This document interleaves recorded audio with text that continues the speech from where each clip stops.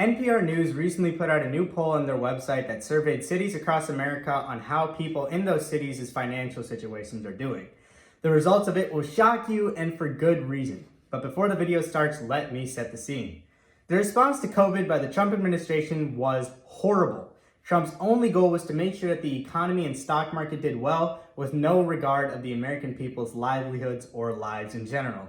We saw this through his constant push to reopen everything since the day stuff started closing down, the Fed pumping trillions of dollars into the stock market, his reduction of unemployment checks to force people to go back to work, and his anti-mask agenda that turned COVID into a political issue that played to the benefits of those with power and wealth for reasons I will get into later.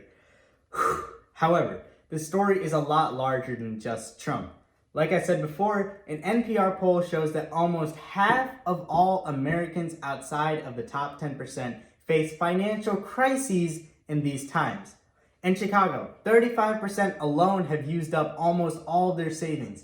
35%! That's insane. Money they saved up for most of their lives is being used because the government isn't helping them at all. 28% can't pay credit card debt. 23% can't pay utilities, and 17% of people can't afford food. Food! What in the world is our government doing? Not helping us, that's for sure.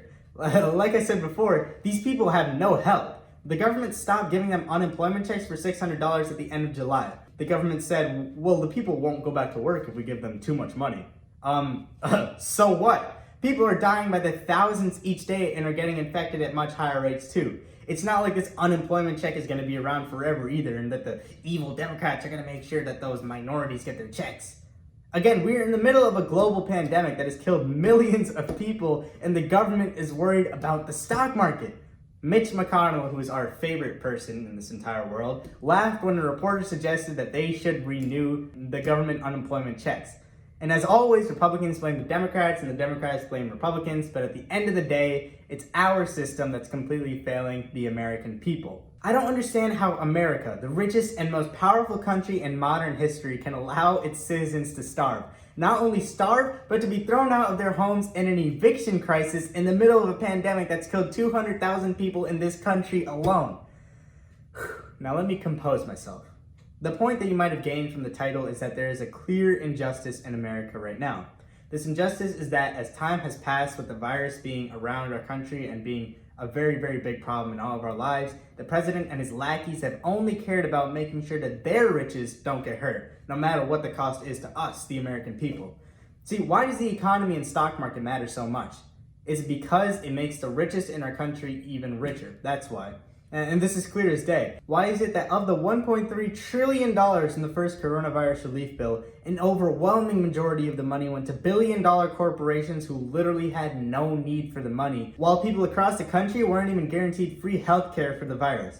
Why is it that the Fed is so quick to pump trillions into the stock market, but they have to claw at one another to make sure that the average American can even eat food? And to top it all off, I want you to understand the difference between the stock market and the economy. Just because the stock market is doing good does not mean in any way that the economy is doing good right now. See, right now is a clear example of this issue. We have record unemployment rates, people dying left and right to a virus, people who can't pay the bills, and then you see that billionaires are seeing their fortunes double and triple themselves while this is all happening.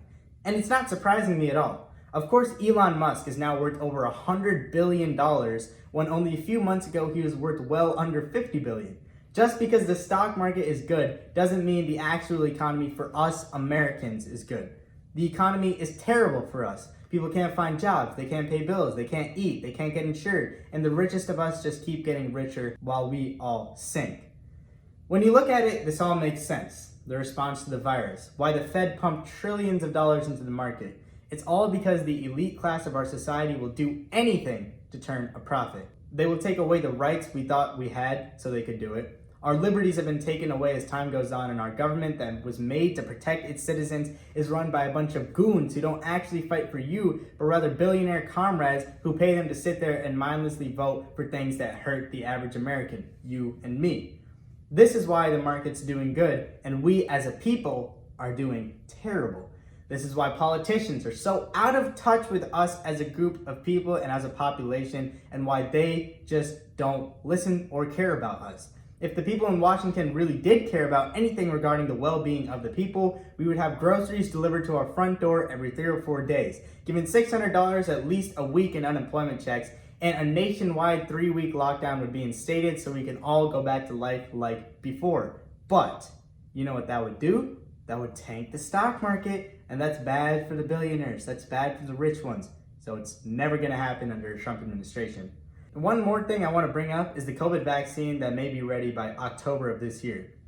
Chances are this vaccine is going to have a serious issue with it, and a vaccine that hasn't been tested for even 6 months is probably going to cause a lot of issues with people's health down the line. Normal vaccines, such as the one for the swine flu, were created and tested for 5 years before being given to the public. And the administration knows this extremely well. I mean, they are dealing with the pandemic, right? They have to know something. They know that it's a terrible idea to give out a vaccine that hasn't been tested well yet. However, and this is the big catch, if Trump can get it to the people before the election day on November 4th, it may help his campaign a lot, and he can brag about it a lot. That's why you're hearing a lot about the vaccine right now. So what does this have to do with the video anyways? Well, if Trump gets reelected, the shutdown that Biden is planning for the country won't happen. And if the shutdown doesn't happen, billionaires get even more wealth at the expense of the working class literally dying. Are you seeing what I'm saying? It's all connected. So I predict that we're going to battle this virus for the next year at least, and both me and you are probably going to catch it sometime in the near future. As well as this, we're probably going to start caring less and less about the severity of the virus because our government and the media don't show much care about it anymore either. If you were me in March of this year and told me how poorly this virus has been handled by the government, I would be utterly shocked. And, scratch that. Even if you told me that from the months of March to April, basically everyone stayed inside and that the government didn't take advantage of that and just stalled, I would be shocked. To me, this is just the keystone example of us as the American people seeing who the government really cares about. And here's a hint, it's not us. Thank you guys for watching and have a good night.